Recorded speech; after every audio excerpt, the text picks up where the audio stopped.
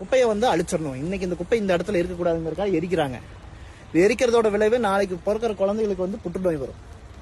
இது இங்க மட்டும் இல்ல, இப்ப நம்ம போடுற குப்பை இந்த நகரத்தை மட்டும் பாதிக்கல, பிஏபி பாசனத்து வழியா அது அடுத்தடுத்த நகரங்களுக்கான நீர் ஆதாரங்களையும் பாதிக்குது. அதனால வந்து திடக்கழிவு மேலாண்மைங்கிறது தமிழகம் முழுக்கவே ரொம்ப மோசமான நிலைமையில இருக்குது. அதுலயே சில இடங்கள்லாம் மீள முடியாத அளவுக்கு, முதலிபாளையம் போன்ற இடங்கள்லாம் மீள முடியாத அளவுக்கு மாசுபாட்டோட உச்சத்துல இருக்குது. இதே மாதிரி நிலைமை அடுத்தடுத்த நகரங்களுக்கு வரலாம். பெருந்துறையை எடுத்துக்கோங்க, முதலிபாளையத்தை எடுத்துக்கோங்க, இப்ப வந்து இடுவாயை எடுத்துக்கோங்க. இந்த மாதிரி குப்பைகளை எங்கெல்லாம் வந்து மேனேஜ் பண்ண முடியலையோ அந்த இடங்கள்லாம் எந்த ஒரு விதமான ஆளுமைக்கும் உட்படாத ஆளுமை திறனற்ற அரசுடைய பாங்கத்தான் வந்து இந்த குப்பை காட்டுது. இந்த குப்பையும் இப்ப இருக்கிற அரசாங்கம் ஒண்ணுதான். இதுதான் அவங்க தான் இது ரெண்டுக்கும் எந்த ஒரு மாற்றமும் கிடையாது.